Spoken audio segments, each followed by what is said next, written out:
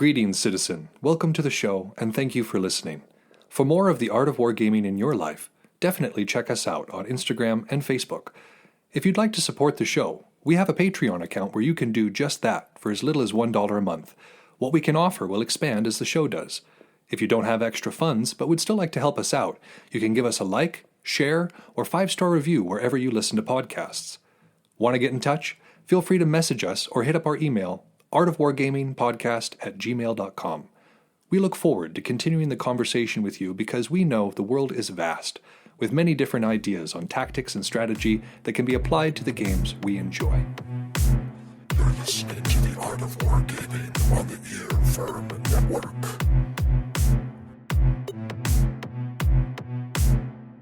On War. Beltane 2022. Welcome to the Art of Wargaming on the Earworm Network. I am Yaga Malark.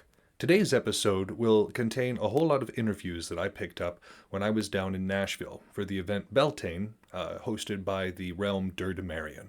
I also picked up a interview with another person down there, and I know it's not really usual for us to do a whole lot in the terms of like electronic wargaming, but he has a really cool message, and I wanted to, pick him up and kind of have his voice heard because it's the sort of thing that we definitely encourage on this show. But a little bit of a recap of it. It was a wonderful week down there. I kind of made a vacation of it because of the way that the airlines were. It was cheaper to go down for longer. Riddle me that. But so I was there for a few days beforehand, and my very dear friend, Lear, took me to some amazing fights hosted by Nashville Armored Combat. In the next episode, we're going to be listening to a lot of 3 of those interviews with some fantastic fighters, and I'm looking forward to sharing that with you. But this episode, again, contains information on Beltane. And my intent going down there was to be able to analyze everything and come back to y'all with a detailed kind of idea of what occurred there. I did not do that. There were 2 reasons for that. One is that I'm very fond of my unit, as one ought to be. And seeing that they are primarily out of the East, and the East for me would be, Michigan and Tennessee is where a whole lot of my folk are from. It means that I very rarely get to see them in terms of a large camp. And so this particular event was it was wonderful. It's been many years since I've seen most of these folks, and I love them very much. And being able to spend a weekend with them was outstanding. So I did not make it to the field as much as I had intended, and I certainly didn't sit there analyzing nearly so much as I had intended, because I was very much enjoying myself with my unit. And I think that also drives home one of the points that we have been making on this show, which is that morale is one of the most important deciders for victory, because when we did take the field for a unit battle, we did very well. And a good portion of that is our unity. It is our feeling of oneness, feeling of family between the group that allows us to be able to move in a rather instinctual manner. So what we were doing wasn't just lounging about and vacationing, which it also was too. Enjoying camping with friends is no problem at all. But it was also a key part in our bonding process. And so I don't regret it one bit. And I would encourage all of you to at least take some time during your events, tournaments, whatever, to relax with the people you love and remember why you do it in the first place. Because it's not just for the competition, even though that's kind of what the point of this show is to explore different ways of attaining that victory. But that's not what it's all about. It's also about the people. It's about the lives that touch you and the lives you touch along the way. And it's good to remember that from time to time. So I encourage you to just kick it back at some point, especially as we're coming out of COVID and things are kind of opening up. It's a good time to spend with friends and loved ones. So that was excellent. And then the second reason why I didn't get nearly as many interviews as I wanted was I decided to bust myself up. I got myself a rather severe sprain while I was at the event. And that's how I know I was trying hard enough.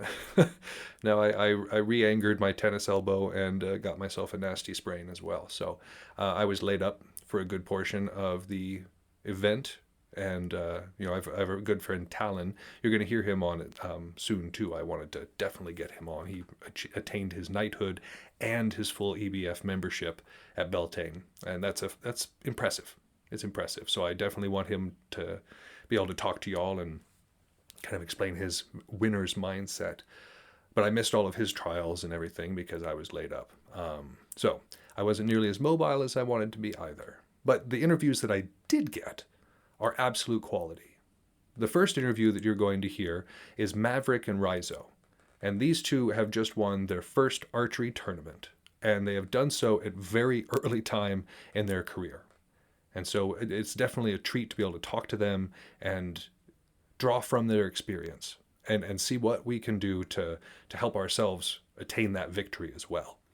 And the second one is from some old vets. We've got Ramon and Shay.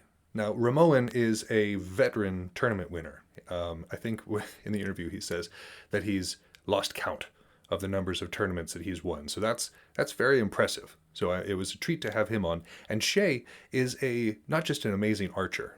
I have seen her just picking some amazing shots on the field, but she's also good with her camera and good at that. Those of you who are familiar with her Instagram will know that, she's hilarious.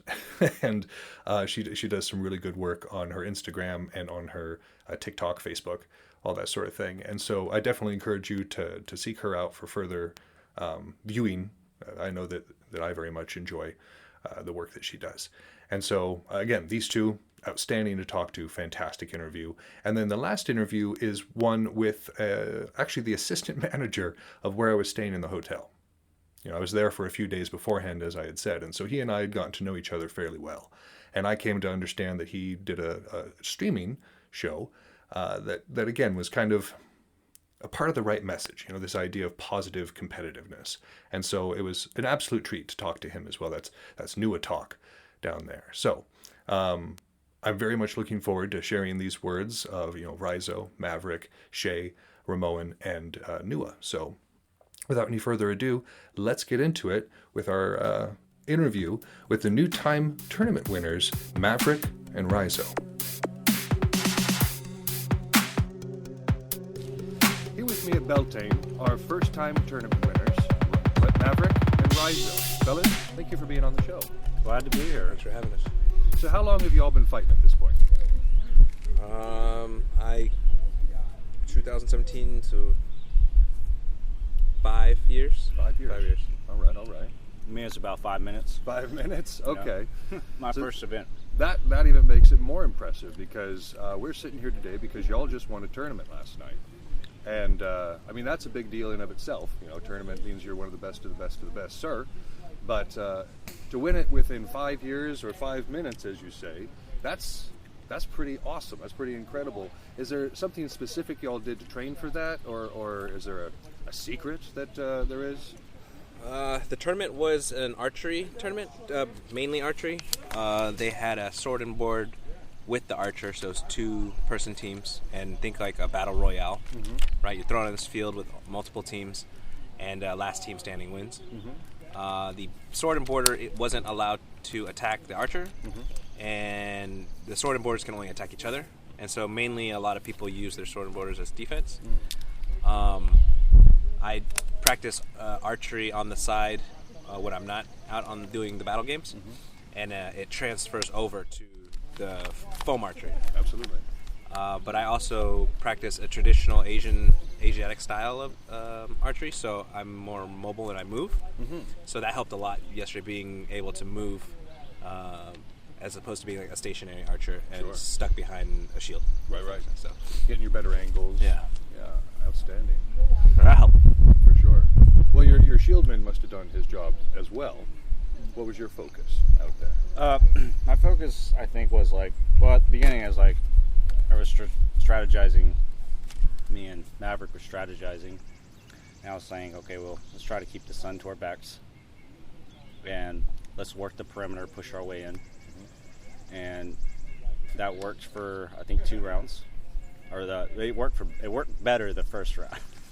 The second round, they figured us out, I think, and they started sandwiching us. Oh, okay. So, and mostly it was like kind of like, I don't know if you're familiar with the game League of Legends. Oh yeah.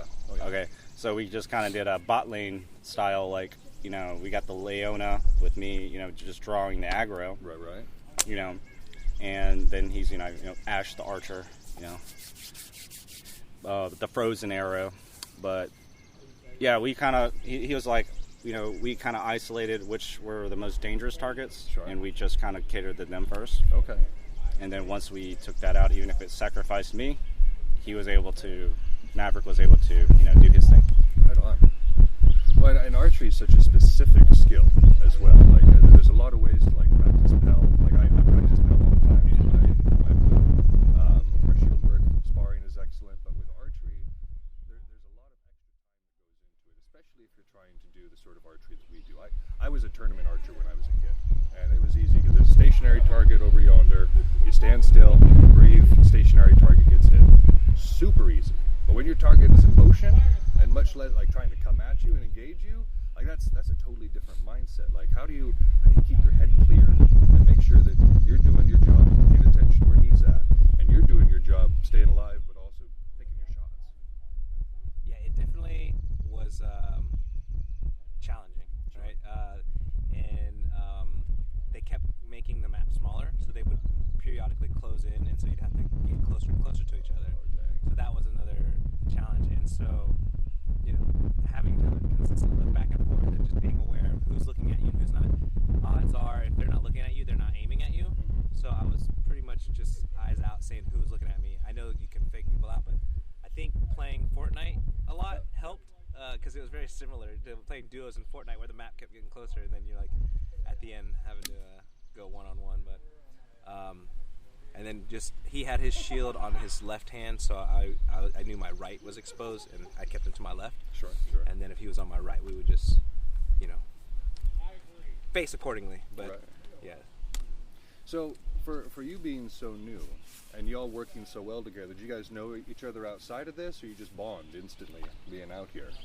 Yeah, we've been friends for probably over a decade. Nice. Right. All right, so simpatico would be a way that Drift compatible. Drift compatible, yeah. Drift compatible. I like that. Well, Maverick, you were saying that you were a part of a unit called the Lost. How big is the Lost? And how long have they kind of been around? From my knowledge, I know we've been around for at least 5 years, because that's when I started. But I want to say when they first started, it wasn't as big as it is now. There was a small number of people, but they were, you know, dedicated and I'd say hardcore. Like, they were, like, you see them on the field, they're war painted up. You know, it is battle to them. Yeah. So, but I've been involved with them for 5 years.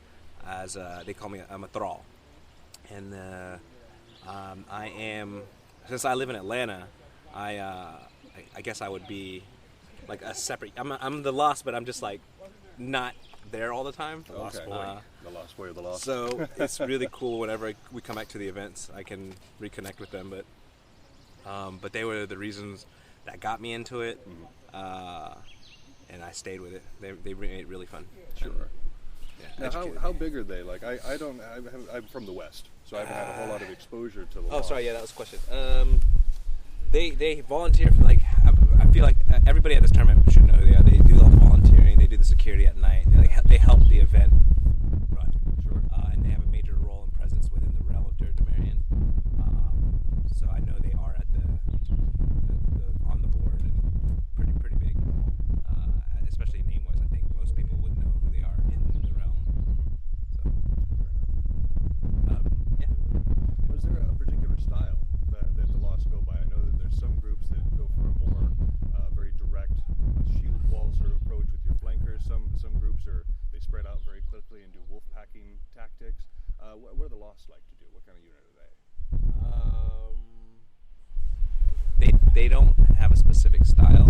They just encourage you to focus on what makes it fun, and then your strengths. So they'll always, the whole time they will watch you. Even I didn't know they were watching me when I first started. I had no idea they were like watching me at practices and stuff like that. And then like by the end of the month, they had all these things about me. I was like, whoa, that's awesome. And I wasn't even a part of the crew yet. They were already just been analyzing.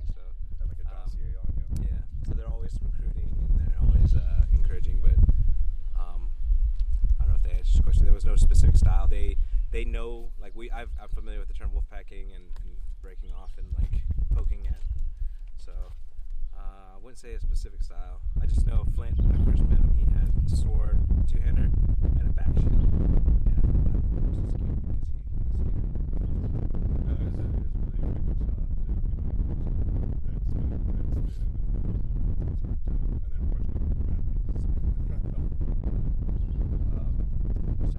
Ryza, is there any training that you do for something like this? Like, I can tell that you definitely work out outside of what's going on here. Do you do any specific workouts central to this to increase power, speed? I think the main thing is like this type of. If you got to think about what you're doing, like you're holding a shield or you're holding a sword, it's a lot of shoulders and back, right? A lot of core strength, right? And so that's the strength part of it. But the physical science of it is called functional training. And it's like where you it's more for like real life style versus gym training, where you train to have a certain look or a certain build or whatever. Lose weight, whatever, that's great, and it can help you here, but I think functional training would be the best, like explosive, especially cardio, yep, cardiovascular, definitely. But to train for this, I think even if you just did high intensity intervals, because you're not running the whole time when you're fighting, it's short bursts, right? So that'd be high intensity interval training. So you would want to have the ability to get your heart rate as high as you can for a certain period of time, and not start to lose breath. And then it comes back down and you're good, So yeah, high intensity interval training would definitely be it. And then combined with functional movements, cardiovascular, like, basic stuff like that. Sure. Yeah. Do you find that, I know some people like to do yoga for strength and for flexibility. Is that something that's in your all's repertoire? I think the flexibility aspect is definitely it. Yoga is mostly what's called isometrics. It's where you hold a position for a certain period of time. Sure. Very useful in Wing Chun martial arts, or they do a lot of that isometric training for the forearms, and just to have that, when it's extended. So isometrics, you extend that, you train here, then train here, and you train here, and each stage is strong, right? And so he's showing us is that he's training the fist, the forearm, and then the fist again. Correct. All right. Anyways, that kind of thing, functional training definitely would work for this. Perfect. Well, do y'all have any plans for the future? Any future training? I know that you've already won a tournament, which is pretty cool. But I imagine you don't want to peak there. What's next after this? I joke about it, but next year, when we do the tournament, everyone will be gunning for us, so we'll be prepared. Sure. But they make fun of me because when I first started, I was a flow fighter, and I did that for a couple years, and then went to archery. And so when he got here, we asked our buddy Aoden to do like a quick crash course, and he's like, "Do you know how to use a sword?" And I'm like, "Yeah, I've been doing." He's like, "I've never seen so it was cool that he noticed that I don't use a sword often, and so I would like to be better and more proficient at a blade. So maybe even a two-hander. Sure. Most likely a two-hander, but. Well, it's good to broaden one's perspectives with this, because the more weapons that you've learned how to use, that means the more weapons you've learned to fight against. Exactly. Right. We use League of Legends, when you play the game and you use other champs, you know how they operate and how they move, so then when you fight them, it's not as scary as just going in there and going. Sort of thing, So even different positions, playing different lanes, defense, playing support or attack or jungle.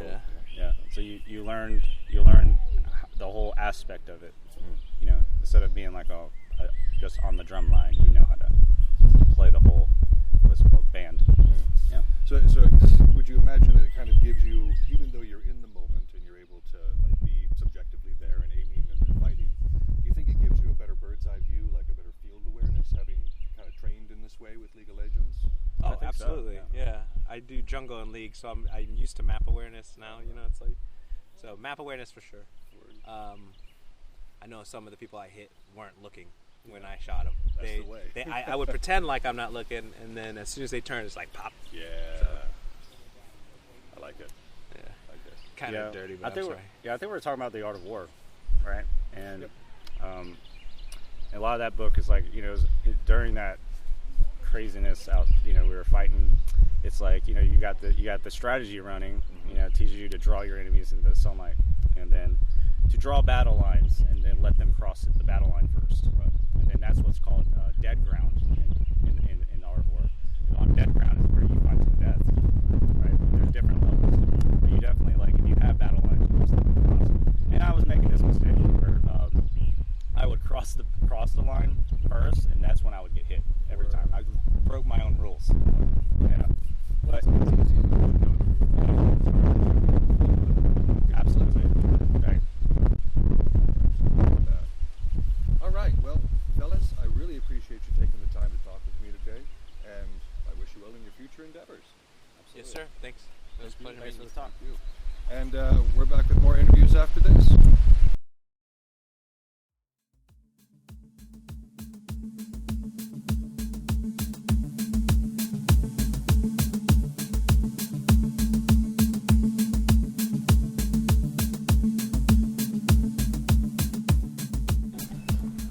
Here with me right now are Shay and Ramoan of the Sons of Terra out of Albion. Y'all, thank you so much for being on the show. Thank you for having us.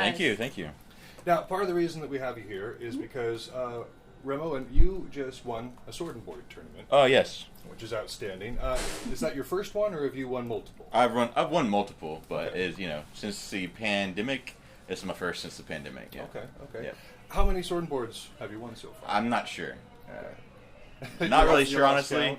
I'd say Yeah. around 10 over the years. It's probably less than 10. It's Think probably so? it's 5, in between 5 to 10. Dang. Yeah. That's fairly prodigious. comfortably. Yeah. So, not a whole lot of people have that kind of record. How do you keep up with that? How do you maintain? Because I'm sure that people know who you are, and they're coming for I'm you. pretty quiet, honestly. I'm pretty introverted. Yeah, but I mean, it just takes a little time to warm up. A little bit of alcohol, Oh, sure. make me relax. He'll set him up. He'll speak in whole sentences when he's been Yes, drinking. yes. It's fabulous.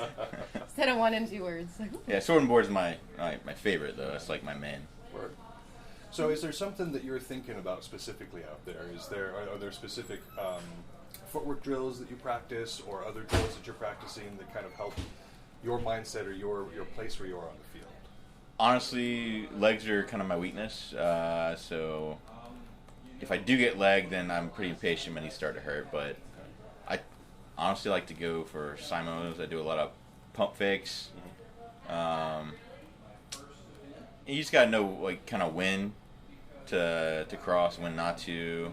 Throwing a few trick shots to kind of keep them guessing. And honestly, I feel like when I go into it mentally, I just try to think about like I'm rolling the dice, and hoping that I hit a good roll. Honestly, that's how I look at it. I mean, In a lot of post games, you mentioned that you felt like it was a lucky thing that you threw the right shot at the right time. I mean, Because part you of it don't know- is yeah. you could beat someone, you could beat him in a first to 10 or like really well, but then lose to him in a tournament because it's just 2 out of 3 fights. So you could do really well and just Get creamed Sure. next couple Yeah. rounds. Was there something you did over the course of the pandemic to keep your skills up? Honestly, a lot of it's muscle memory. Sure. I've been fighting since 2005, so it's just Just right there. it's just muscle memory, honestly. Gotcha. Yeah. Right on. Well, and a lot of us have done various things to kind of keep our sanity throughout the course of the pandemic. And Shay, I'm sure that some of the listeners are familiar with your TikTok because it's very popular. Oh, yay! I myself watch it because it's very amusing, and it seems to have been a very nice way for you to kind of keep the spirit alive. Absolutely. I was sitting around and I was like, man, everybody's feeling the no event humdrum sadness, and we realized we lost our physical outlet. Sure. Because we're not in other sports, it's just not us, and we lost the travel, we lost the camping, we lost our networking and making friends and seeing old friends and meeting 3 or 4 times a year, and we took all of that for granted. We took our practices for granted, and as did everybody. Right, as did everybody. They were like, everybody's like, have you heard of TikTok? And I was like, oh, the kid dancing app? I don't want to download that. They're like, no, and it's actually a really cool place. Right. So I downloaded it, and it learns, the algorithm learns what you enjoy. And I noticed people were making these D&D videos and all this stuff, and I said, you know what? I kind of want to make these like situations that other fighters have found themselves in Sure. that we can all relate to, whether you do Amp Guard or Bella Guard, or if you're an SEA, we all have had those moments where you just think of these things, you're like, oh, we overpacked, we didn't pack enough, Right. it's always that one guy, you know, and just sort of make everybody laugh, because we're all in this together, and we have to remember, like, it's going to be over at some point. Hang in there, guys, and hopefully bring more people to the game. Sure. And I try to refer as many people as possible to Gorg, so they have, you know, their weapons, and, you know, because they took a hit when this happened, because that was their livelihood. And that's Gorg the blacksmith. Or the blacksmith, yeah, and he makes, you know, quality weapons, and I thought, I want to help everybody, and TikTok is a wonderful way for people not to feel alone. So you make these videos, and anybody who's watching, it's like, hey, I've always kind of wanted to hit nerds. You know how I can do that? Like, and they don't feel alone. They have a community. And Dyer, Baker, and I have been working on the Come Try LARP site. So we refer people, which is wonderful, because it's a tool of, like, these are their practices. This is a Facebook Yeah, it's group. definitely awesome. Holy crap, it's 30 Yeah. minutes from your house, and you're meeting all of these wonderful, like-minded people. Great exercise. There's so many things. So most of the time when people, like, ask questions, they're more tentative. They're like, is this a thing? Yeah, it's a thing. And there's so many people like you, and we're just waiting to meet you. Sure. You know, it's a great community. No, and it encompasses so many things. For one thing, of course, it's an athletic sort of thing. If you've seen the TikTok or you've seen our YouTube videos, you will see that this is not like any other LARP. It's extremely fast paced. It's as we've been talking about with multiple people. There's a lot of conditioning that goes into that. But like you said, there's also this community aspect. Right. Like camping in the woods with your friends. Under the around- stars, yeah. Oh, Some yeah. drums going. And, And there's arts, so if you're not into fighting, there's other ways to connect to the community and to learn different skills. That's one thing what made Ragnarok so cool. They have classes Right. for everything. So even if you're, you know, a boyfriend, girlfriend, significant other into this and you're not, you still have a way to be involved in the community, which is fun. Because a lot of sports, like, you cheer your person on, but that's about as far as it goes. observers participate. Correct, yeah. And non-coms can participate by heralding and helping out the game in other ways. Sure. It's kind of like you're on a team, but the season doesn't really end. Yeah, it's always until going. you just keep on going. Yeah. I mean, some people do everything. Some people make their own garb, they Right. make their own weapons and all that. But most of us, myself included, Me. trust people who are far more skilled. Yeah. This is the idea I had in my I like head. to and reblade please mine. help. You know, with the reblade kits, that's pretty useful. But yeah, definitely I have to buy one occasionally for sure. Definitely. So the familiarity, that's another good point. Like, if you've got a good weapon, if you've got a good bow, if you've got a good sword, obviously you want to keep a hold of that. Yes. Obviously it's something that you want to kind of preserve. You were talking about reblading a weapon. Yes. How do you make sure that it's the right way afterwards? Is there like a technique for that? I mean, a lot of things nowadays are pretty uniform. Like, you can kind of tell, like, if that's an old school weapon or not. Just make sure it's safe. After you've been playing the game for a while and taught you, then you know it works. Sure. In terms of checking the weapons, someone will definitely teach people if they ask, for sure. You got to get used to the weight and the distribution. Yeah, for me, I'm not the best at it, but, like, you know, I just make it serviceable for myself. But, you know, slowly over time it adds a little bit of weight to it, and there's a little bit less balance. Perfect. No, I'm assuming the arrows are Yes. the same way, and they drop and fly differently. And Oh, there's a absolutely. familiarity. Yeah, well, yeah. archery is the most dangerous part of the game, Sure. without a doubt. So anyone who arches, it's something that not to go into lackadaisical, because you could actively hurt someone if you're being unsafe. Sure.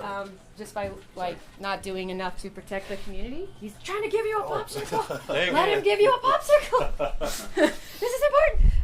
So that's why, you know, arrows are the most rigorously tested, and they can break in the middle of any battle ever. So Sure. it's up to archers to not only spot check their things before they shoot it, but to make sure that you're not overdrawing. Right. You can chip teeth, black eyes, broken noses, all because you're more focused on getting the shot off than the player in front of you safety. So you have a lot of responsibility as an archer. Sure.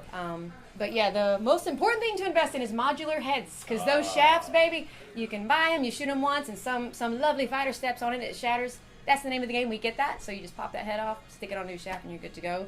So they are a lifesaver. But in the past, they weren't like that. No, there was yeah. no such thing as modular. So when it was dead, you cried, because that was it. That's all you had. That was it, And no yeah. matter how pretty it was, that was it. The end of that. And bows, they last a very long time, depending on how you treat them. Keep them out of heat, cold, all that fun stuff.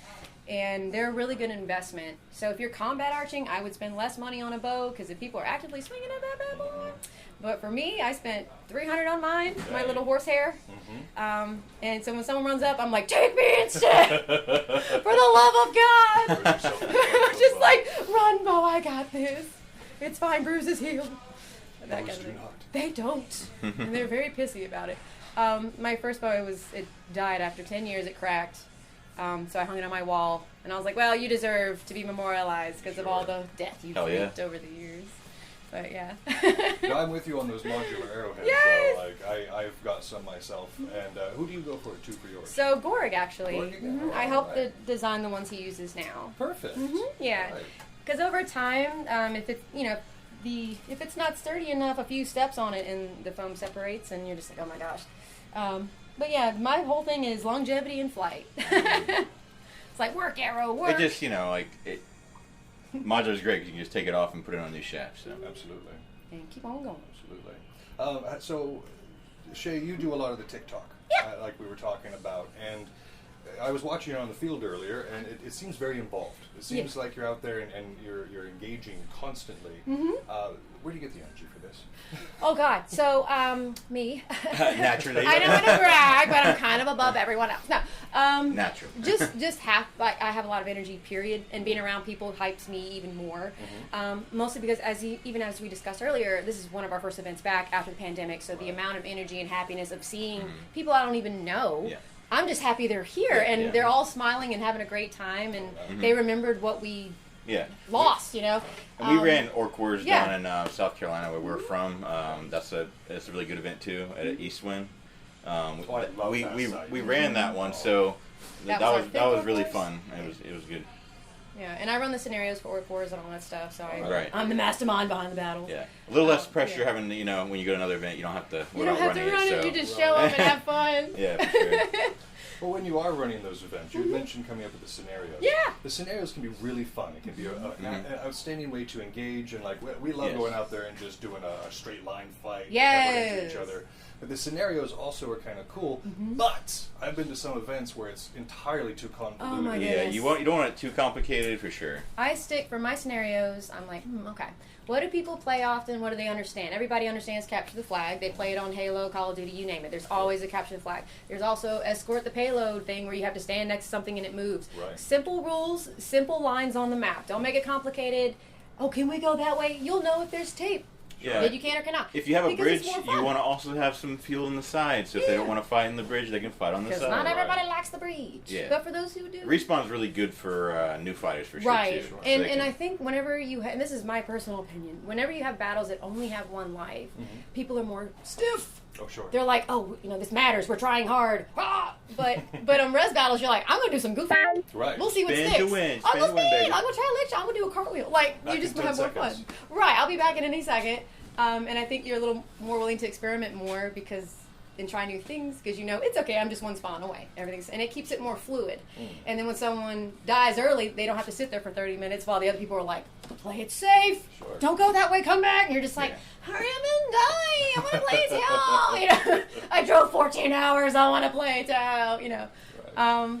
But yeah, it's fun for both ways. It's just correct. I think for newer fighters, the res is not. The res battle is really nice for that. And it can be very discouraging for newer fighters when they die a lot and then have to wait a lot because they're like, dang, I'm not going to get better.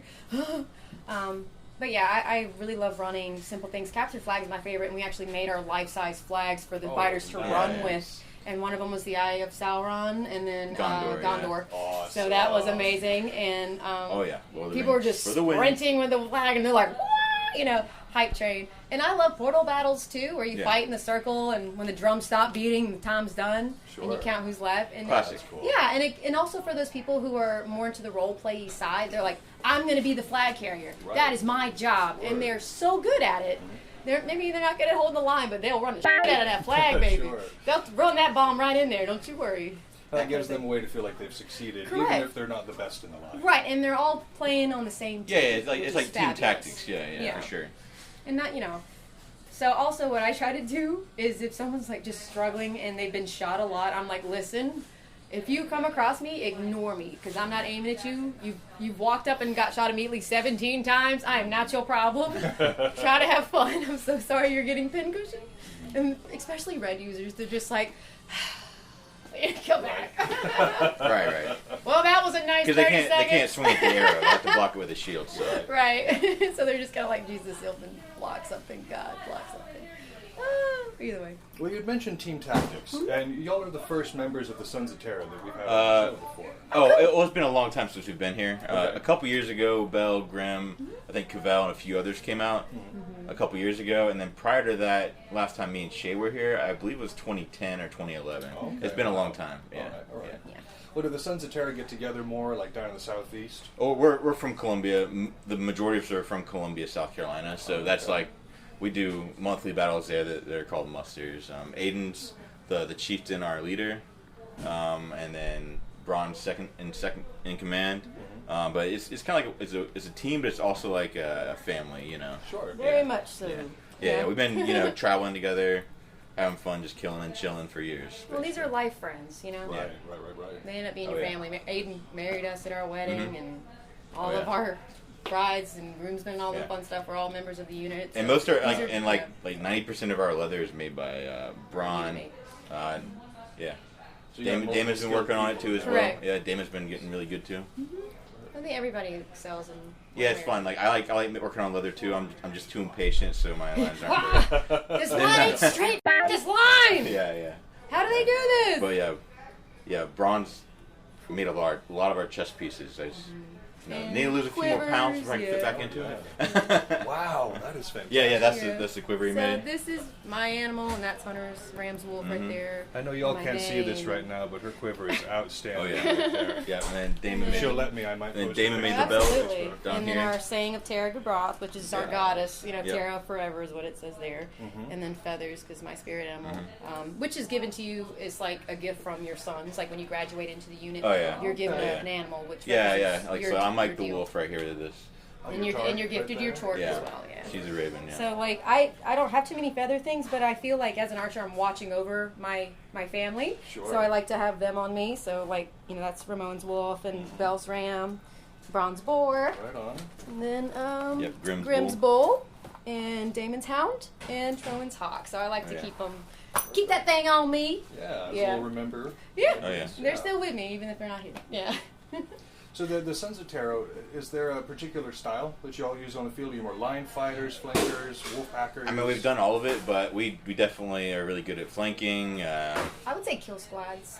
Kill squads. Just going off together and who works best together, and we kind of understand. Like I do not fight well with Ramon. I never have. Like I don't know if it's. We both want to just. I don't know. We like to don't have run a good off. synergy. I'm not good at just standing and guarding. You know, I want to go and like. I don't need your guard. I want to run some lines. You know. I I want don't to need you. I go. don't need no man. Especially with Resbal, I want to go run and He wants to run do some lines. Which is yours? Do a little sword dance. You know, Right. a big slow rolling one with barrel rolls. He does barrel roll. Yeah. I don't know if it's too many Dark Souls, but he's like, if I roll, this will increase my chances of winning. Been lucky with the ankle sprains. It's been a long time. Yeah. Don't jinx it. But you're right, injuries are a thing in this sport. We Absolutely. have to make sure that we're taking care of ourselves. Oh yeah, stretching for sure. Stretching, conditioning, hydrating. Yeah.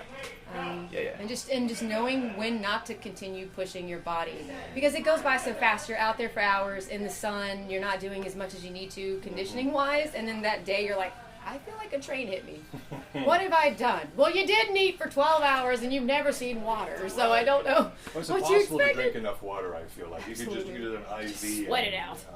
Especially down here. Like a lot Yes. of our listeners are from all over the world, but if you haven't been to the American South, it is a sauna with bath water that pours down upon you, and if you dig heat and humidity like this lizard, I absolutely love it. My And there's wife plenty does of not. bugs which you enjoy also Yes. as a lizard. That's Yes. They're the size of Kansas. Yeah, we don't. Yeah. And they Yeah, laugh it's not in the really an spring. off season for fighting. You can kind of fight whenever you want. Yeah. Well, that's nice because again, I come up from Montana, and there's 5 months out of the year where we don't fight outside because once it drops below 50, these weapons turn into bricks. Oh, yeah. Whee! And seriously do some damage. Yeah. Recovering from that though, have you ever had any injuries from this? Or Yeah, I've had a bruised cornea from a javelin. Oh, my. So I couldn't see out of my right eye for a couple days. Wow. And then I got a helmet, so yay for that. Yeah. yeah. Wedding present. Brian kicks some ass with that. Yeah, my yeah. wedding present, he got Yeah. me a helmet. I'm like, bless. I like wearing mine just even, just to make it, if you do get hit in the head, it doesn't hurt as bad. Right. Yeah. I mean, yeah, even just a blue or a red, Yeah, just yeah. something to slough it off. For sure. It Yeah. won't hurt as bad, yeah. And I've had, Some like- people wear goggles. It's good to get some goggles Right. if you're worried about that, for sure. And I've had like black eyes and Oh yeah. like. We've been fairly, but fairly lucky. Knock on yeah, wood. yeah. Mostly for me, it's no been like breaks. ankle sprains, I guess. That's been the main thing for me. But calf lifts have really helped with that. And hurting your back from rolling all the time. But I we're not ready get to my have that back, conversation. but I don't think it's from that. Well, that can't be it. I like to do some fun stuff, Right. some weird spins. Just roll it, people. We gotta enjoy ourselves out there. Keep it 100%. Oh yeah. 100%. Yeah, there's no coach out there telling you what to do, so have some Roll. fun. Yeah. What are you doing? But coach, we didn't talk about this. So if you guys are open to talking about it, again, the Sons of Terra sound really fascinating. Is there like, I'm sure there's a history to your unit and there's a kind of a process to joining and being a part of it. Do you want to share any of that with us? I mean, I don't wanna get- don't want to take share. any I'm specifics. not the leader, so I don't want to share so many specifics. Aiden is. Sure. Aiden is. But yeah, we believe in like kind of To be quality good, over quantity. To be good Yeah. on and off the field. Yeah, So you're yeah, a good yeah. fighter, but are you a good person? Yeah. You How do gotta you make you gotta get people feel? along with everybody. Just like You any gotta unit. camp with them. Right, you gotta camp with Yeah. them. You like our whole thing is when someone is a ghillie, which is basically where you're an initiate. It's catered to what your weaknesses are, whether that be in your personal life. It doesn't like we could dial down the attitude or whatever. Everybody has things they can grow and get better. Yeah. Right. Every single one of us. It can take a couple years. It could, it just depends. Sure. But yeah, we have a really tight knit group.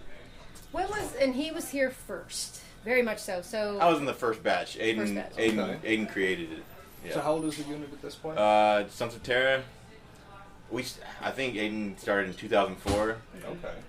I started fighting sometime in 2005. But it's been a good run. Really fun. it is. Life changing. And our colors is like fantasy Celt, so we have like the Yeah. the Holy Trinity and green and white are the main colors, Yeah, and the- highlights of the gold, tricade, yeah. a little bit of maroon Okay. here and there. I love your colors, by the way. Thank They're you. really Thanks. cool. Yeah. they're And then nice. Albion is the Trio flag. That's the realm symbol. Right. We have other units as well. In there. Yeah. Oh, and Albion there? Yes. Yes. How big is Albion? It kind of depends if you get everyone out. We have like our monthly day battles that has around 25 people average, I would say. Sure. Which for us feels really good, and I mean you can have some really good fun fights with that. And as Yeah, you but get we're not older- huge though. Yeah, Right. honestly, like in the state of South Carolina, it's not that huge either in terms of population. So I feel like for the size of it, we have good numbers. Sure. Yeah. And you they- produce some quality fighters. Every time I look out there and I see the Celtic knot that you all have, it's always Yeah. somebody whooping. we try to. Lockwall, the unit down in Charleston, The we're really blue close and with white. them. They're in Albion as well, and we love going down there to practice with them too. But they drive up to Columbia. They're about an hour and a half away, And they or a have little two further, depending on where practices. you are. But yeah, Right. and then a few other people up in the north part of the state as well, and they come down and fight too. And sometimes people come from Atlanta and other places. In Asheville, they come down really hard too.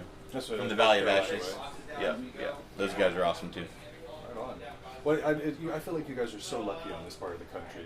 I come from Montana, and the nearest realm to us is 6 hours away. Oh That's my crazy. goodness. Yeah, that's crazy. But then I came here, like I was living in Durham, Marion, like I could have gone to an event every single weekend within a 3 hour radius. Yeah, That Nashville. is so I'm sure cool. Nashville's Yeah. this whole area is probably really good for that too. There's also a lot of amp guard too to cross game. Mhm, Lots of cross gaming. We're very spoiled in the southeast. We like to Real cross game a talk. lot too. You say, oh my gosh.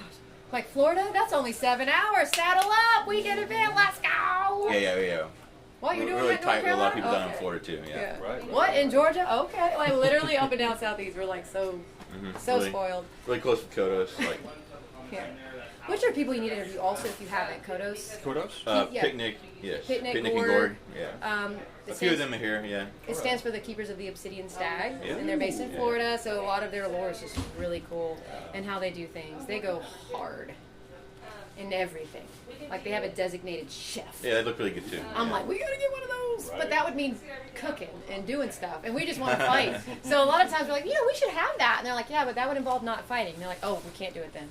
And that's the thing about being an older unit for that reason is we've got a bunch of older folks who don't fight anymore, so Right. they get to be the grill tenders. Yes. Which is nice. Which it's like, ooh, something to look forward to, for sure. Thankful, definitely, for that, yeah. Well, is there anything else you'd like to say to the listeners before we wrap it up here?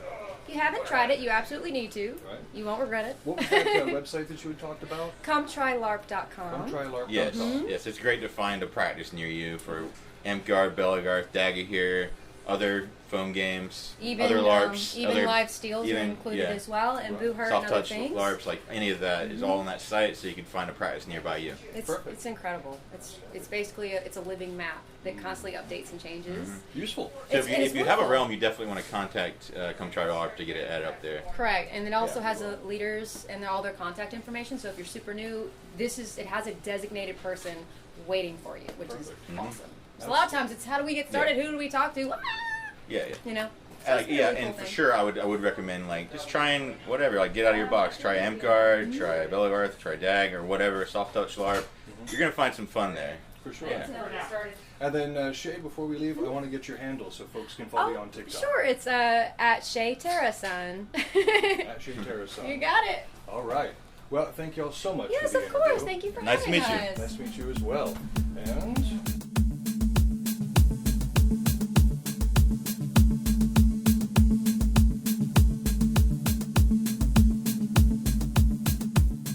so here with me right now, we have Nua of Nua Talk Gaming. Nua, it's excellent to have you on the show. Thank you for having me, Mr. Miller. It is wonderful to be here. So we were talking earlier about like positivity in wargaming, but first let's start off. What is your experience with wargaming? For the most part, it's a very light experience, mostly do it with MOBAs, which is multi-online battle arenas. Generally, most of it translates over with flanking, positioning, timing of attacks, and moving together as a unit of 5. Some games have that larger scale, but that is my experience mostly in wargaming. Okay.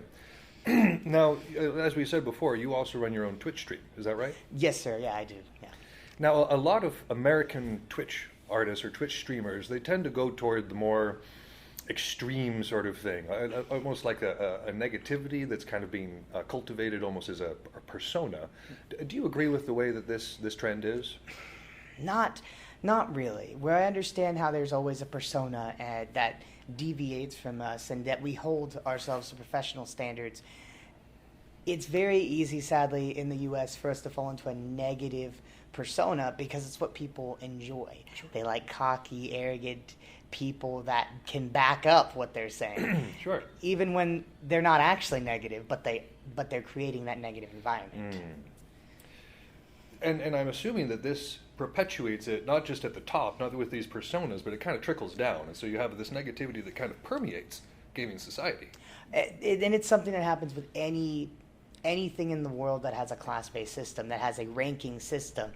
This person is above you because of X rank here. And that'll always be an issue. It'll be an internal struggle with those, such as myself, that focus on more positive oriented or positive competitivity. But it does trickle down, and it's actually because they're, the old saying, the old wise saying, monkey see, monkey do. Sure, yeah. That means we will mimic what we see, and if that is what our top is doing, that's what they're going to do to the bottom. Absolutely. The whole way down. So, Nua Talk Gaming, it's in a completely different direction from that, correct? Yes, 100%. We, like I heard already, the coined phrase that we're going to go with is positive competitivity. And it is essentially at its core, we're not gatekeeping. We're not here, if someone's learning and actively trying, we're here to kind of guide, re-innovate. And even myself as a whole, I'm still learning how to even push this process forward. Sure. Because we're human. We're all human. But there comes a point where we can say also, this isn't right. Right. There's a better way to communicate. Hospitality is a wonderful actual correlation to this, actually. Hospitality, no matter what people throw at these people, they don't break. Right. One of my favorite analogies from speakers in hospitality will use is water off a duck's back. And it's that see what they're trying to say, not what they're actually saying. Right. People who get online for the first time for the day, this is, for them, they might have had a long day. They spent a 16-hour shift. This is their first game of the day after that. Right. And they're tired. And so all it takes is one little mistaken phrase to set them off. So understand when people are upset, they're not upset. Right. And especially not at you. Sure. Well, there is something to be said for just having a bad day, but kind of what New Talk Gaming sounds like is that you're trying to cut out that tone issue. You're trying to make sure that people aren't letting that bleed over and the miscommunications that occur because of that. One of my favorite things that study in psychology and behaviorism, there's 7% go into words, 33% go into tone, and 44%, if I've got these quotes right, it should be right, 44% goes in the body language. Okay. And gaming, you don't get to see body language. You're not seeing these nonverbal cues to tell you, oh, this was not good to say or this isn't. Then you go to tone. Tone is everything. And when you can't see and you're only going off tone and words, the confusion can be endless. Yeah. People, and that's one of the biggest things that I think happens is it's miscommunications. And I've caught myself numerous times actually getting very upset at someone that just typed something out and they weren't even being malicious with it. It was, hey, this could have been done this way. Right. But I took immediate offense due to the culture that came from gaming. And that's when I was like, that's when in my head I wanted to flip the switch. Right. I wanted to flip the script, not continue with this negativity. Sure. Well, how does New Talk Gaming, how does that accomplish it? What are your what's your plan for making sure that happens? Well, on top, any gaming community is successful also by how successful the players are. Sure. So no matter how much I can preach positive competitivity, if there's no backing behind it, it's useless. I've got pledges with my community currently where we are pledging to hit certain ranks in League currently this season to back up the claims that you can still be competitive, but you can be positive. Right. And those are just the beginning of an entire group. To give a little background on me, I've only been doing this for about 3 months now, which is crazy to think about. In 3 months it spiraled this way, but we're about 132 followers strong. Nice. If any of you know anything about Twitch, you know you don't get your payout till 100. Right. We've already hit that payout not once, but we're about to hit it twice in that 3-month period. That shows the amount of people that are willing to support this new style of gaming. My Twitch streams, I stream twice a week, and it's nothing about positivity. It's still competitive, still learning an environment there, but if someone's wrong, it's not, you did this to mistake, you did this to mistake to destroy my game. The policy is they're learning too. Sure. Because no one in any beginning of a game knows what they're doing. No, yeah, Just no. like no one in life. I mean, We all take baby steps to begin with. Yeah. mine smaller than others.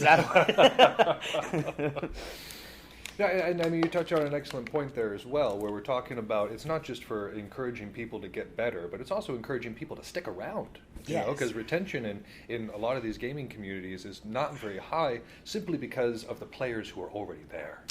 And it's specifically that toxicity, as we call it in the gaming community. It's very toxic, and a lot of people will correlate this with fandoms. Certain groups that like certain TV shows, they'll say, are toxic or weird.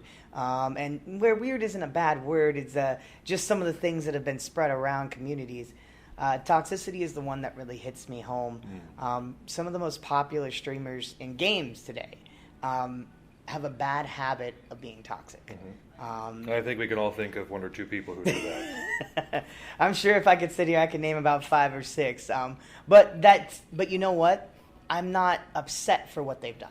If you think about it, they've coined a persona in a market that was not explored and still is not very explored. Esports and gaming as a whole is still a community that has not been really explored for business purposes here in the U.S. We have our standard gaming teams. You know, we've got C9 is one that's really big. They transcend into Hearthstone, Magic, League, Dota, you can name it. They've got teams and everything. And where that's great, I still think we're missing something. Sure. A special touch in pro play for games that people miss, and it's positivity. I'm not saying that that's what we should look for, but teamwork is important, and if you can't stow your ego to win a couple $100,000, then there's some problems in that community personally. Absolutely. Oh, and you bring up an excellent point that, you know, a lot of circles in American gaming, it's all about the individual. It's all about solo. What can I do? How many kills can I get? Whereas in other places where it's more communal, where it's more team-based, it's how we do as a people. Like, I lived in a fighter house at one point. And when we were doing that, we all got exponentially better because we were able to kind of play off of each other, and it helped that a lot of us were in the same unit. So, like, that made our teamwork, even within the unit, so much better. And I feel like we're missing that in American gaming. We are. A lot of teams will do what is called team houses, where teams will live together, play together. But sometimes they are allowed to have their spouses, sometimes they're not. It depends on the situation and the severity. Random girlfriend you picked up along the way, probably not. But your fiance or wife, there's exceptions usually made. But the big thing that holds those differently is still the mentality. It's not necessarily... Team housing is great, and it does work when everybody wants it. Right. But if there's just one individual in teams like that won't stow the ego, that won't accept, okay, it's time to grow, you know. And I'm not saying American teams aren't ready for that. They're trying. Sure. But there's still something missing, and I think that is what I think is missing that would set American teams up for success more. Sure. And having that broader base to recruit from too, as we talked about retention. You know, earlier today I was talking with a coworker of yours, and she was talking about how the gatekeeping is within, you know, the nerd community. How she goes into a comic book store and immediately feels like an outsider. You know, she tries to join in a D&D group and is immediately told, "Oh no, we're full," like sort of thing. And so she hasn't been able to engage with something that really brings her joy. And I feel like that's something that's not just within like the comic books or the D&D scene, but it's kind of a problem throughout all of the stuff that we do. Oh, I cannot deny that. Specifically, the one game that I'm mostly interested in brewing is League of Legends. There is such a high skill floor and such a huge knowledge gap. Like your ceiling is really high on when the game can change for you. You could spend a year of time in that game and still know a drop in the ocean, essentially, as they would say, to how the game can be played. And then there's other people that pick up on it right away, but where mechanically they save themselves, where, again, still the knowledge isn't there, and vice versa. There's people that are good at different things, but at its crux, it takes time. Anything that you want to commit to like this just takes time. And that's something that I wish we could have more of across the board to fix those communities, because there's people that will join, myself included. Actually, it took me about 2.5, 3 years after I made my account to really get into the game, because I was gatekeeped out almost a bit. I would attempt to play, and the people I play with would be like, "You might just want to /mute all." And ignore everybody in chat. And I would ask them, I was like, why? Couldn't they say something important? Well, just a little history on that. I was probably like 3 weeks in, and I was playing by myself. I was trying to destroyed. I lost. I lost pretty heavy. Don't get me wrong. I was destroyed in the lane that I was in. I was trying to play mid lane. It's a hard lane. When you're a new person, because you're usually playing against people that are very much more experienced. They take that lane because they're good and because they know what they want to do. And for those of you who are not familiar with League of Legends, there are 3 different lanes that connect the 2 different bases, and in between all of that, you have what's called the jungle. Yes, the jungle. And in the jungler, generally, you've got the 5 roles. Your marksman and your support are in the bot lane. They try to the support keeps the marksman alive so they can do heavy damage later game. Mid lane is anywhere from an assassin to a mage, which essentially means they just kind of one's an AP scaling threat, the other's a snowballing threat. Your top lanes are your bruisers and tanks, and your junglers kind of run in between all three and try to somehow piece together what has happened. But mostly to help out and try to end towards the end goal, which is similar to capture the flag in a sense. Sure. You just get to the enemy base, and that's pretty much the game. So, I am a neophyte, and I'm sure some of our listeners are neophytes too. You just used a lot of terms that went over my head. Correct. What is a bruiser? What are these different roles that we're talking about, and how do they kind of work together? So a lot of them you can even coordinate to MMORPG type standards. A bruiser is going to be your mix between tank and damage. Your marksmen are going to be anything from your archers to your gunners. And your supports can be things from like enchanters. We could go back to tanks. Sure. But there's even full damage supports that are full-on assassins. So if you would think of League like an MMO to an extent, you still get your gold, you still get your gear, you're still leveling up.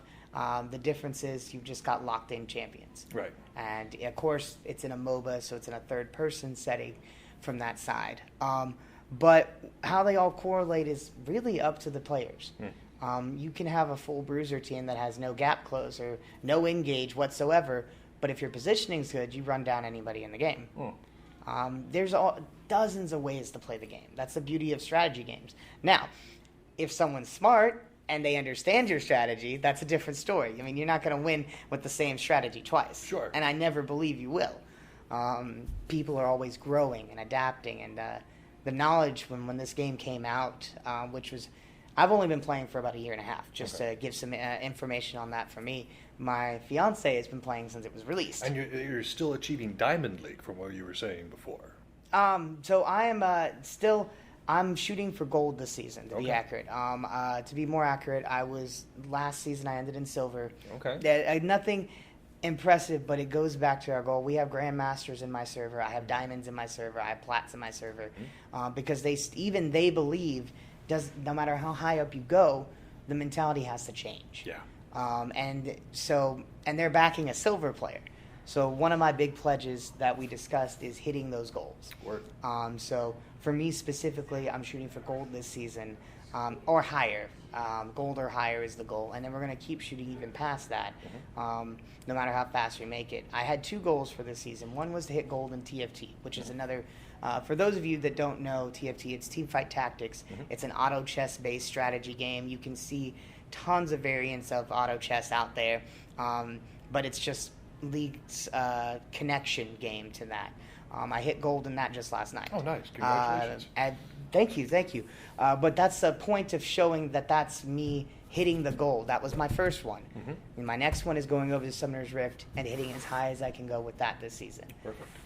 Because talk is cheap. It is. Well, you got to put your money where your mouth is. And I can talk all day long about positive competitivity, but until I put it to the test, until you guys get to see the action,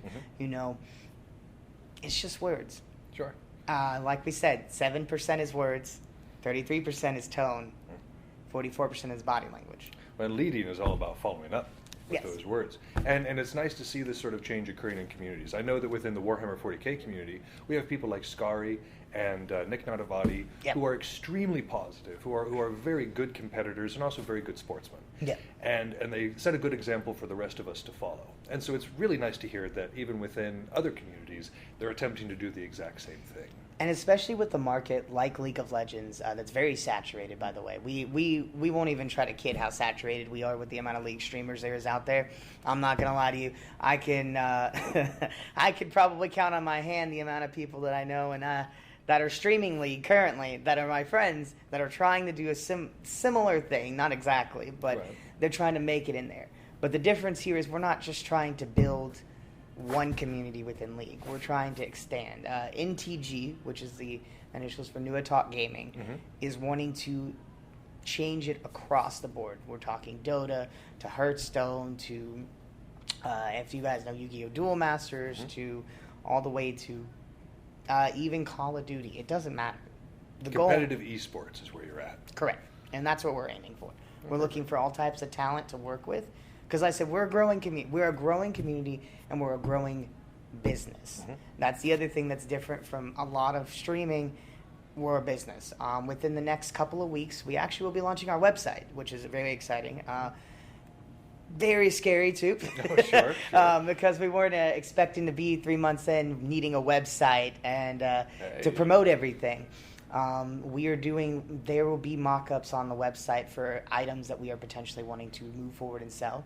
As there's a little shameless plug in here. I apologize. You got it. But the big point of that is the website is also serve is as a window into our community. Right. You're going to see everything from intro videos to what our about is and where we're striving.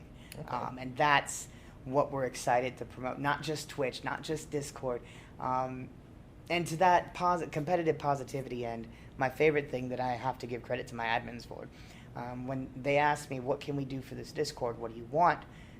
Here's things that weren't popular in our other channels. And they brought up a mental health section, a Sure. mental wellness section in our Discord, where you can sit there in one spot that says, I need a friend. And we have that in there where that someone doesn't matter. We don't have an age restriction. We usually work with everything from high schoolers to college to working adults. Right. But you have a place you can go and seek guidance from someone maybe a little older and wiser, maybe someone who could relate to what you're in. But we're opening that door for not just growth and learning in gaming, but growth as a person. And just straight up mentorship. Yeah. Yeah. No, it's outstanding. And I, like I said, I think that's something that we need to see in a more positive direction, because it can only lead to good things. You know, if we're including more and more people, that means we're including more and more talent, which makes our environment so much richer. Because as I've said before on the show, one of the common things I hear within Belagarth is that women can't be good fighters. Is that they can't fight as well as men. And any of you who have gone against people like Wadu, oh my gosh, I'm spacing her name. She's one of the Kadeen, and she's amazing with a spear. Y'all are going to crucify me on this one. But there's just Acorn, Roka. There are so many female fighters that put that Kind of absolutely phenomenal. Yeah, exactly, and it puts that to the absolute discard pile. It's totally false. And it's the same thing with any gaming community. Anybody can be good at this stuff, as long as they're given the proper encouragement. Yeah, and I think the proper tools to succeed is an important thing to say, too.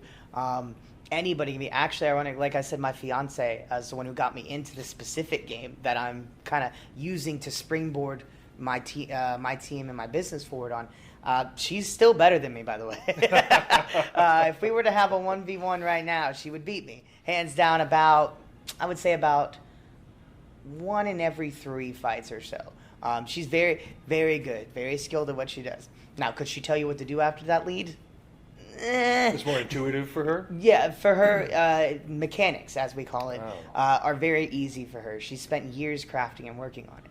Where she falls short is on the macro. Okay. The kind of the strategy portion of it. Her joke is, I just go pew pew. Because she plays a marksman, by the way. She lets her support do all the thinking and work. By the way, I get hit with the support role quite a bit with her. But you know, Clausewitz talks about that. Clausewitz says that certain people are good at certain things, and some people are fantastic in like a sergeant role, right on the ground, leading a platoon against a hill. Some people are more suited to the captain role, kind of directing that idea, and still other people are suited to a general role, hands off in the background, kind of giving various instructions. And so people shine in different areas. Correct, and I think that's something that kind of gets thrown to the side, especially with team sports, is you don't really think about how could this person, where they fit in. Right. But to that end, I have a funny part. I think almost all my admins, except for the new mods that were coming in, are female. And they all beat pretty much about 80% of the guys in the server. That's right. To throw that out there, the concept of, and this is what I love about gaming, is it doesn't matter what you look like. Doesn't matter what you believe in, your gender, all these things, because all that matters in gaming communities is that you can do the job. Can you deliver? Can you deliver? And if the answer is yes, then they don't care. Outstanding. That's what I love about gaming, which fuels my passion for positivity in it. You can be anything, and at the same time, everything. Right. And with those kind of concepts, kind of nice to see that, I'll throw a little background on me. I'm 5'4", guys. I'm a very short individual. And multiple people tower over me. But I get the opportunity to play the 6'7" giant bruiser who just walks up, grabs someone, and brings them over with no effort. Now, I will never know that feeling personally, but it's definitely an interesting feeling to be able to be like, I can do the things I want. Sure. And gaming allows that. Yeah, and this expression of self, the ability to connect with community, the ability to improve your not just your ability at the particular game, but your confidence in yourself. These are the things that these communities offer, and it should be open to everyone. Everyone, 100%. It doesn't matter if you're wanting to be better at the game or if you're just looking for someone to talk with. And one of my favorite things is also communication on the backside. If you don't want to learn, say it. Sure. Just be like, hey, I'm happy with where I am. Right. And there's nothing wrong with that. People learn at their own pace. Mm-hmm. Some people are more visual learners. Mm-hmm. Some people are more oriented towards hands-on experience. Some of us need books. Yours truly. I'm one of the weird guys that'll need a little bit of everything. There you go, yeah. I have to have a base knowledge so I know what I'm doing. And then on top of that, I have to know how it's going to play out. Sure. And then maybe I can get the mechanics right somehow along the way. Right on.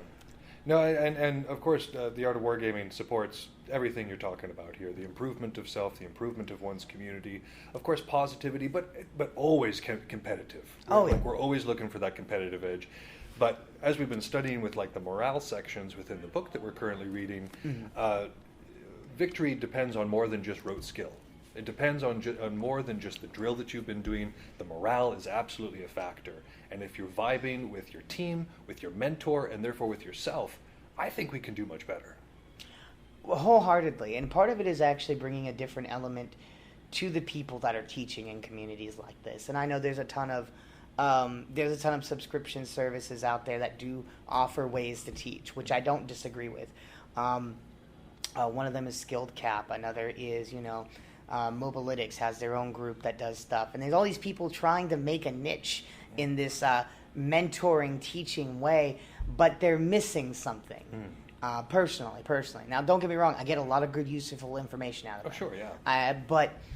And maybe it's because I haven't taken their personal courses where you get one-on-one with an instructor, but everybody else I see at these ranks, at these higher echelon ranks, Challenger, Grandmaster, Masters, these are the beginning of when you're getting into, from Diamond and up is like high elo, right, is what they consider in this game. And these people I talk to, they can't explain what they're doing half the time. Right. They know why they're doing it. They process this is bad, but they can't explain it. Right. So we're missing a teaching element, and we're missing almost patience. I think patience would be the word that we really miss. Not everybody gets stuff fast. Sure. There are some of my favorite players are the ones that we have to sit there and drill everything into them, but then they've got it, right, and they're not letting go of it, and that's hard to find. It is, and like you said, there's a difference between knowing how to do something and knowing how to teach it. Yeah. One of my apprentices is absolutely amazing. Everybody on this show has heard me talk about turkey feathers ad nauseum. He's a fantastic fighter. One of the things I'm having him work on is being able to teach exactly what he's doing, because that not only is a way to really understand what you're doing, but to grow it as well. Yeah. When I started teaching, my skill level went much higher. Through the roof. Because suddenly I was thinking about it in a totally different way. Well, and you start, it almost is like you fall into habits. Right. And when you're teaching someone, you, sometimes a lot for me, we do what's called VOD reviews, which would be similar to if you record yourself and then say, all right, your foot's not pivoting exactly the right way here, or your hips turned out in the wrong way. This is why you can't get any more momentum. Sure. Vice versa, we do that same thing with VODs, and to a really existential, almost down to the second kind of quality, like, why are you here? If you can't answer that question, then you know that you shouldn't be there. Right. You need to be looking and thinking and being not just about what can I do here, but how can we win the game? And those are two very different concepts. Sure. I can think all day long, all right, I can 1v9. We all know those players are people out there that take everything on their back. everything, and they go forward. Sometimes it's admirable. Sometimes it's a hindrance. And sometimes it's just pure ego. And sometimes it's my favorite one, pure ego. And those are usually the players that are stuck at some point. They stopped growing. Sure. And then they refuse to self-evaluate. That's a skill that I think most people have lost. Right. Self-evaluation. And trying to be as unbiased as possible when you do it. And actual self-evaluation, because I know many people, myself included sometimes, that fall into the trap of self-flagellation.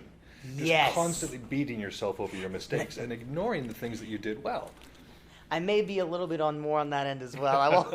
I won't lie. We want to try to encourage people to just really reflect, not to just dwell on the failures, No. but also to understand what we're doing well and how to expound upon that. And you know, expanding upon what you can do well is something that people really forget. One of my other jobs in my time was hospitality. I referenced that quite a bit. And one of the things that is interesting is I was a guest service supervisor for a while, and they would tell me they want me in an area I would excel in. It took me a while to understand what that meant, to really kind of understand. What it meant is I'm great with people. They want me to be in a position where I can still help people, help guests, make them look as good as possible. Sure. But also still be able to supervise, teach people these kind of skills, and which is communication, which is like I believe, I would say 75%, I may be a little embellishing here, Right. percent of issues break down to miscommunication. In every section, every area in the world, anything you can think about, it's a miscommunication. Poor body language, wrong tone, Sure. even wrong words, even though it's, like I said, we said 7%, but that's still really high percentage of a chance to make a mistake. Well, especially when you're dealing with online. You Oh, it yeah, becomes yeah. even more important where you can't see that body language. The actual language does become much more important. Like here, we can see, as this can't see, but we can see how we're reacting and Sure. talking and laughing and understanding. Facial expressions, hand movements, all that sort of thing. But you know, all they're hearing is these words and our tone. You know, and if things were going bad, they could tell. Oh, sure. Oh, yeah. They would tell faster than I would be able to sometimes because they're listening. They're Right. very in tune to that tone, and that's all gamers get. We get 7 and then 33%. That there's a whole almost over half of your probably ability to understand someone that's completely ripped away. And let's not even talk about the fact if you're in solo queue. Right. You know, and for those of you that play a ton of games, I'm sure you know there's a solo queue function where you get in there and you're by yourself and you're queued up with 4, 5, 6, 10 different people. Totally strangers. They're total strangers, and they type one word and then you're mad. Right. And it could have been something like GG. Right. They could have actually meant good game. Right. But most people take it in that negative light. But that's kind of the difference in it almost. You know, one word or an acronym, if people have had such negative, and this is something fun about the English language, you can say something and type it and think about it in a different way completely. Oh, sure. And it just changes the way it goes. And the way it's received, for sure. Oh, yeah. And you know, we've talked about this before, that we say that English isn't a tonal language because it's not like Chinese where like every word does have that tonal stress. But the intent of English is conveyed tonally. You know, the difference between I love your shoes and I love your shoes.